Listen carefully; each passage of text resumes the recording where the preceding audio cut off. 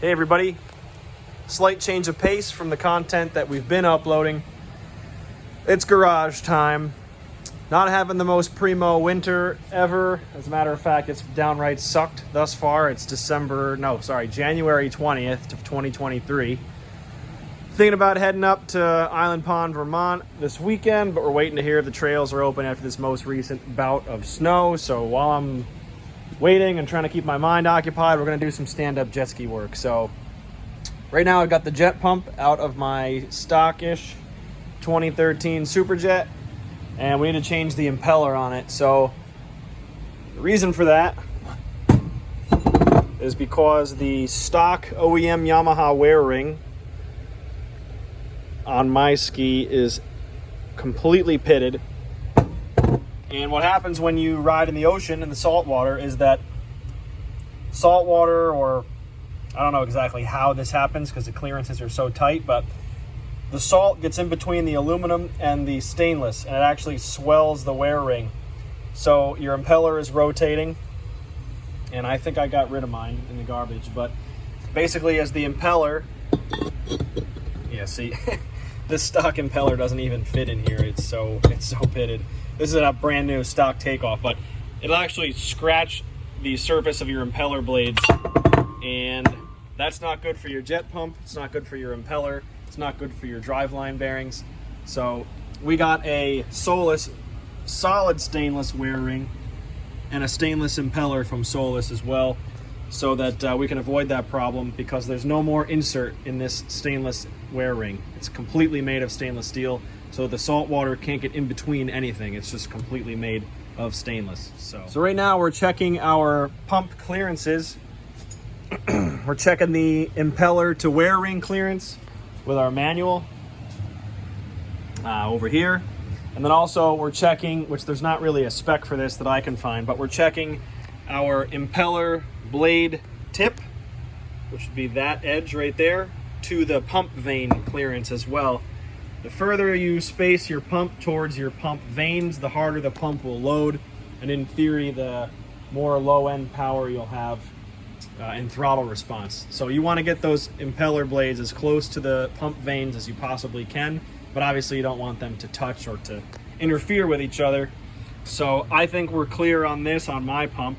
So we're gonna get rid of the OEM 2mm spacer, so we can just scoot that impeller blade a little bit closer to the pump. So measuring our blade to wear ring clearance, which is really the most critical, anything greater than 0.6 of a millimeter will cause you to cavitate. So the pump basically is sucking in air as you're trying to move the water through, and that'll cause turbulence in the jet pump flow, which will cause the ski to go slower. And the name of the game with this ski is to hook up hard and go fast around buoys. So I want to make sure that my clearances are as tight as they can possibly be.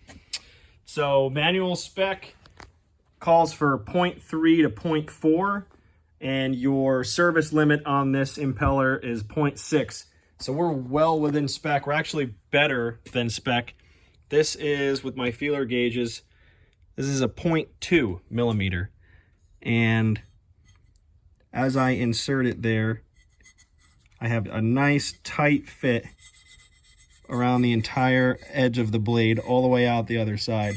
So we're well within spec, and this pump is good and tight, and we're going to torque the impeller to spec with the Solus tool that they give you with the bench vise. We greased the pump seal, one of them, with waterproof grease, Maxima, that's good stuff. And then I put a coating of anti-seize on the drive shaft threads, and that's going to prevent the stainless from galling up against the drive shaft. And I'm not planning on taking the impeller out anytime soon, but eventually the impeller will need to come out, and God forbid something happens and I have to take the impeller out soon, I'll be able to do it. This is a freshwater ski, at least it is now. I went through the whole thing when I bought it and cleaned everything, disassembled everything, greased everything. So I took it from a saltwater ski and made it into a freshwater ski. So this pump is only going to live the rest of its life in fresh water. So ideally, this will not be a problem, but I just want to cross all my T's and dot all my I's. Last step for the pump assembly is going to be to slide the Solus tool into the splines in here and we're going to take a wrench and we're going to, I wouldn't say torque it because the spec is not super mission critical, but we're going to hit it with the German spec, which is guten tight, and we're going to put the other splined end of the shaft with another tool in the bench vise and not hulk it down, but we're going to tighten it. And the impeller will spin because it's reverse threaded.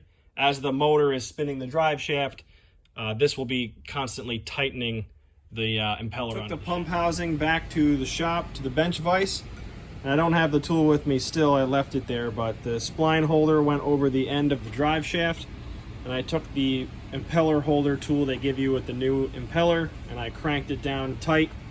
In this case, it's lefty tighty, righty loosey. It's backwards of what it normally is. And I put anti-seize on the threads like I think I stated in the last clip. When you're assembling the pump housing, you have your wear ring back here. And then next in the middle is the stator, which has the pump vanes. And then last is the reduction nozzle, and then the turn nozzle at the very, very end. So, and then up here is your packing seal.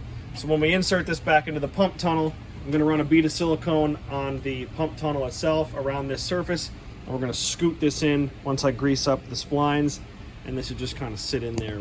After painstakingly laying on my back for like 20 minutes, trying to hold the pump up with one hand and get the bolts in with the other and line the hoses up and put the clamps on and all that stuff, the pump is in, the steering is recentered, and the ride plate is back on.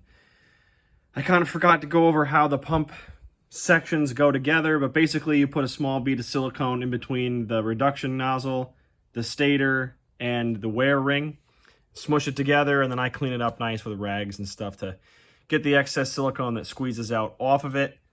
Other than that, this is ready to go. It's got the, I think it's a 312 ride plate on it. It's extended. I also have a 08 Superjet. I'm sorry, this is a 06 Superjet. And you can see how much further towards the center of the hull the pump is on this ski. So that's the turn nozzle in the back. It's only probably an inch, 3/4 of an inch outside of the bottom of the gunnel. And then the pump on the 2008 plus SJs, this has got a solid 3.5, I'd say, inches of pump nozzle exiting. And then also the ride plate is very much so extended. That's my buddy Mike's ski. He's going to do a whole bunch of mods to this bad girl this winter. Can't wait. Can't wait to put laps in. That was a brief overview of installing a new impeller and wear ring and reinstalling the pump into a 2013 Superjet. And this kind of thing will be good for pretty much any 1997 to current, as well as probably the square nose stuff as well. This is an FX1. The pump on this is basically identical to a Superjet. So hope you enjoyed the video. A little bit of a different type of situation here, different content, but this is what I do for fun. So hope you enjoy.